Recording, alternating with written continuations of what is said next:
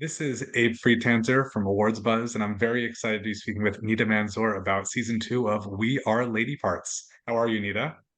I'm really well, Abe. Thanks for having me. Super excited to chat. Of course, I'm excited that this show is back. It's been quite a long break between season one and two.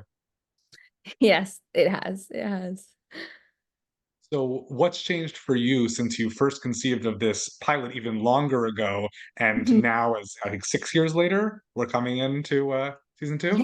Yeah, I mean, it's not quite that between season one and season two, but it's been, I don't know, just so much personal growth, so much learning. The reason why season one and season two had some time in between is because I went away and made a film, a feature film.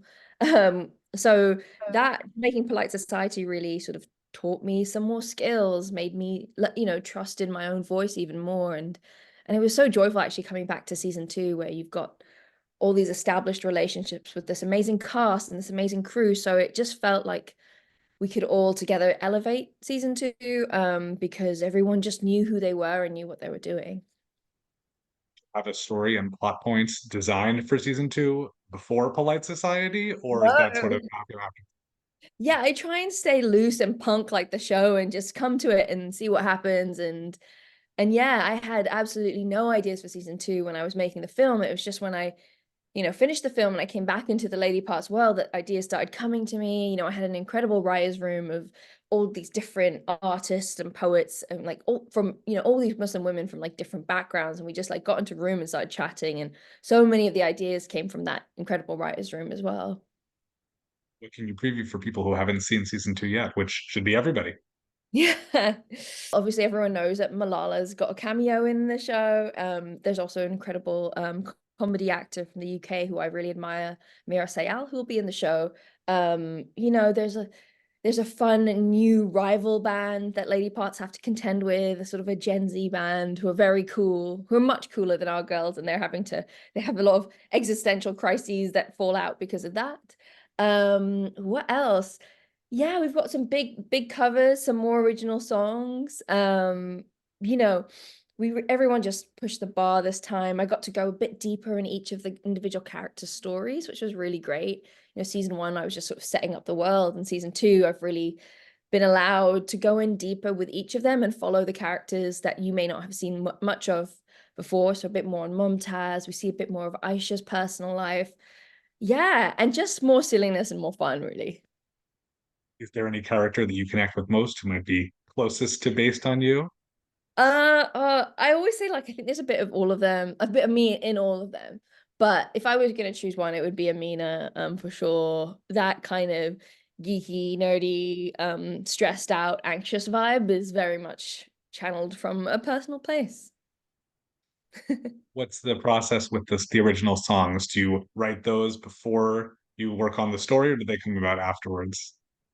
They sort of come in conjunction. Well, at least the sort of the song titles I'm sort of coming up with and thinking of as I'm writing it. And then I get together with my siblings, Sanya and Shez, and we kind of sit and sort of write the songs together and brainstorm lyric ideas and then sometimes afterwards I'll sort of rework the song so it fits more with the plot. But it's a kind of organic process where we're sort of the story's coming to get together and then the songs sort of take shape alongside.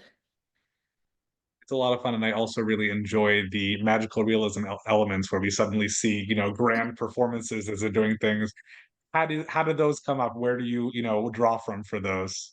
I don't know where they come from. I think, just growing up loving musicals, loving big action, sci-fi, big genre. So whenever there's a moment where I can lean on some of the other references I have with the movies that I've loved growing up, I love to pepper in like a heightened musical number or a heightened, in season two, there's a sort of CSI kind of heightened moment, just to get into the characters' heads in a different sort of way.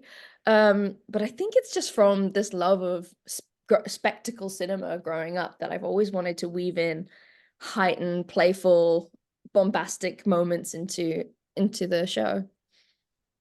The comedy is great, and obviously some of it is very exaggerated. Are there any boundaries in terms of what people should or shouldn't do and how far they'll go that you have as rules for the show? I have no rules in terms of like where my line is. I just kind of go into it. I organically just like go in and flow. And I love writing comedy. It's the thing I probably love most. But what's most fun is also then, you know, in the later episodes, we mix in some more dramatic beats, and just seeing how we can move between those different tones is always something I find really fun, like moving between comedy and drama and then back into comedy, and just seeing, what kind of like tonal shifts we can do, which I always find most enjoyable when I'm watching things that I love.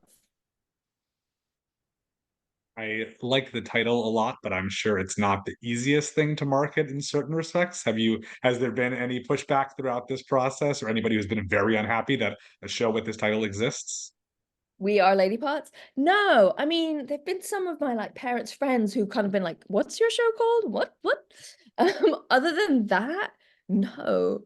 But I'm not super online, so who knows? But from what I can tell, people just really, it's a punk show. So for it not to have a slightly kind of winky title wouldn't be right, I don't think.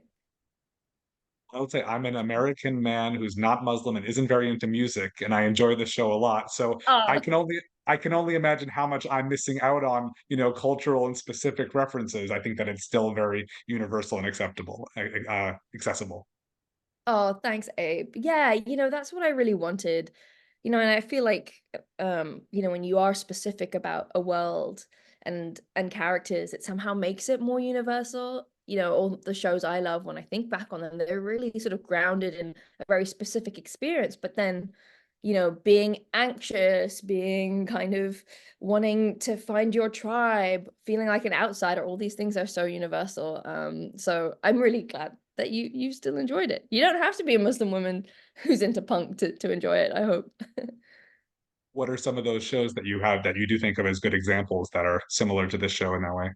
Oh, I was just making a list of comedies I loved growing up. And there's a British show called Space that Edgar Wright did that I really loved, about just some friends in North London. And I just remember being like, this is amazing. And obviously the way he uses sort of the camera to tell jokes is something that I've been inspired by. But then also some of, American shows. I watched so much Malcolm in the Middle growing up. And I keep talking, and I really believe that Malcolm in the Middle is a huge influence. Just because I consume so much of it that it must have been. Um, and then, I grew up in Singapore for the first part of my life, and I grew up also watching Singaporean sitcoms, which are very so specific in such a particular world of being from Singapore, yet are like family comedies. So yeah, I just think I really grew up so gravitating towards specificity, but also like seeing how they can be, applied to everyone. Well, we love awards here at Awards Buzz, and I'm curious if there's any current show that you've seen recently that has a really standout performance that you think is especially awards worthy. Oh my gosh. What have I seen recently? I mean, other than everybody who's been winning, you know, so it would be the Bears, you know, done, got all its flowers and been amazing. And obviously Io Debris and that is so incredible. And she's winning and I'm loving it because she's just brilliant. I'm trying to think if there's anything else. Um, I was really excited to see one of the star of my show, Anjana Vasan. She was last night nominated for a BAFTA for her performance in Charlie Brooker's show Black Mirror. She was in Demon 79, I think it's called. And again, it's comedic, but it's really dark. And so she for me, she won that, but obviously Sarah Lancashire is a goddess, so that's great too. But it was really good to see her sort of also being celebrated for her dramatic chops as well. So yeah. I also really enjoyed seeing her in Wicked Little Letters. I think that's a Oh, that's fantastic fun performance. too. Yeah, so fun. What takeaways do you have from the experience of directing a film, and is that something that you want to do again? Yeah, I love directing a movie. I mean, what did I learn? I realize it's in a lot of ways similar, and I think maybe that was because I had some of my same team from Lady Parts. So just, um, um, but yeah, and it's just, the canvas of film is really fun. Um, but then, I love television as well. You can go deeper into those characters. I do think television is harder because you've got to do sort of mini hooks as well as a sort of a macro story. So there's a sort of a bigger challenge. There's more story and more characters to get through. But the canvas of film is so fun as well. So yeah, I hope to continue to work in both spaces. Well, I would assume based on your earlier answers that you do not have concrete ideas yet written down for season 3 of We Are Lady Parts, but are you milling things over yet for what might happen if the show gets renewed? No, I'm just gonna keep doing the same thing. Whereas, like, if it gets renewed, if people want to see it, if I'm there, if I'm ready, I'll just see what ideas come and then go from there. Yeah, I try not to over prepare before it's even happened. Do you have anything else that you're working on in the meantime?